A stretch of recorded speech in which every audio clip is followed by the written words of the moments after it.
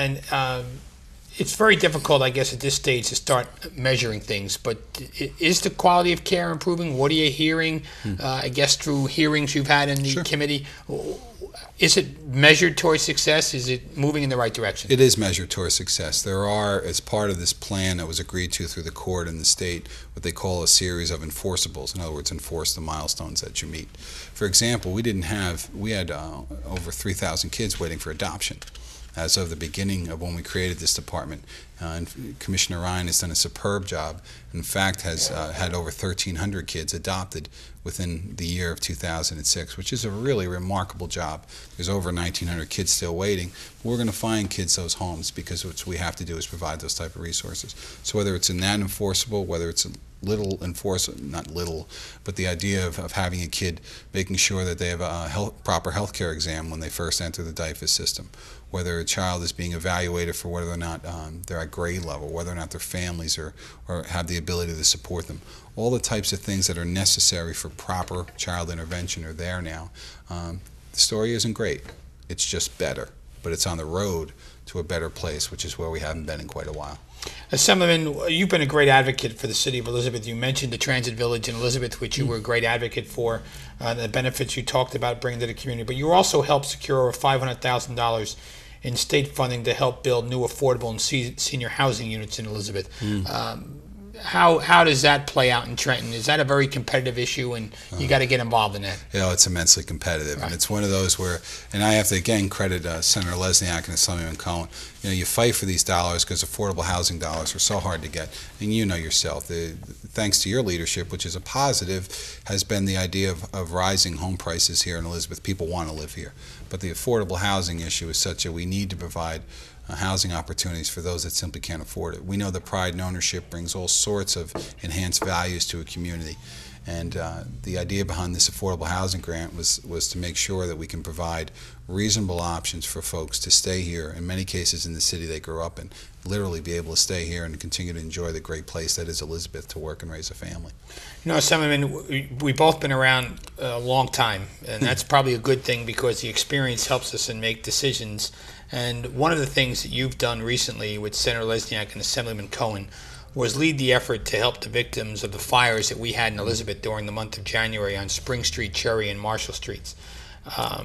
You're probably the first person, along with the Assemblyman Cohen and Senator Lesniak, to ever actually raise money and give it right to the fire victims for rent stabilization, for new beds and things like that. I mean, these people actually did well after the fire, after a great tragedy. And that usually doesn't happen because people kind of hang out and wallow a little bit. You help turn their lives around quickly. Well, I don't know how much we really helped. We raised some dollars and stepped in where we could. I just thought the resilience of those families and the way they stood together and really did really a solid job in the adversity that they had in front of them. You know, it's what you're supposed to do. Not only what you're supposed to do, but the pleasure in being able to help a little bit is what brings a community together. And I thought, as I know you and I have had a conversation about, the way that this community in particular rallied with these victims, I guess just the horror of the fire, the location, the timing was just all so difficult. It was really a source of pride. It was a great, I'm sorry for the fire survivors. Truly am, that no one should go through that, and that's what they are, as we've talked about, they're fire survivors.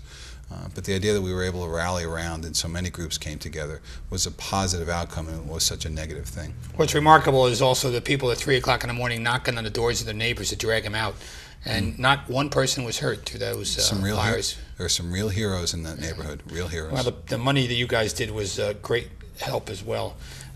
Back to the state, Governor Corzine signed into law legislation that you sponsored to create the Medicaid Inspector General in the executive branch of government. What purpose would the Inspector General serve? Well, you know, Medicaid is literally 1/4 of the total of $33 billion in the state budget. 1/4, it's a whole lot of money. And Medicaid reimbursement rates are part of the problem in this state, that they're not high enough for doctors to service those who need help in terms of government assistance. the reality is those type of programs with that kind of money lead to, I think most of us would agree, at least some level of fraud. Maybe not abuse or neglect, but it's things that needed special attention. Yeah, but the papers will find one person committing fraud and all of a sudden make the Medicaid program out to be the worst program in the state. Yeah, and ask the folks who use it for their health care and for their prescription drugs and for their health with whether it's in the mentally ill or disabled, is whether they feel the same way.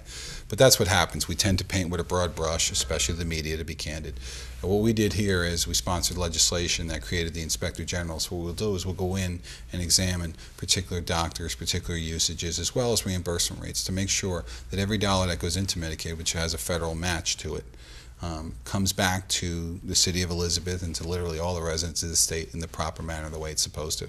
It's a source of pride for me because it was a hard-fought type of thing to do. There were many in Trenton, in particular of a different political party, who felt that it was just more government.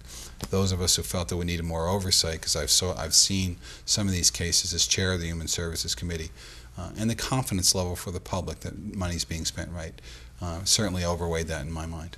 Is this going to function within the Department of Human Services, the Inspector General? No, it's going to be part of the Attorney General's office. General Rabner will, in the end, the Inspector General will work for Stu Rabner, which is another high level of confidence. And following along that same point, we have a great new chair in Human Services, Jen Velez, who's actually a Union County resident from Summit, who has an exciting new energy for human services, and I think really truly understands, if one gets a chance to see her life story, that she understands the needs of folks, that government isn't something bad but something helpful, and I think that's a good situation for us.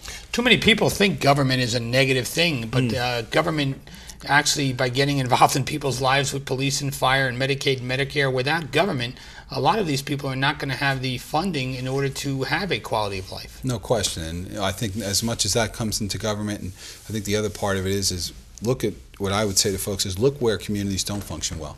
Look when they don't have an active mayor who's out there and part of a community. Look at communities who aren't aggressive for dollars. Those communities tend to fall back. And leaders like yourself and people who realize government is part of the greater good really make a difference in people's lives. Assemblyman, I want to thank you for joining us on the show this evening, and I look forward to working with you and Assemblyman Cohen and Senator Lesniak for years to come in the benefit of our communities. It's a pleasure, Chris. Always a pleasure to see you. Thank you. Thanks much. Thank you.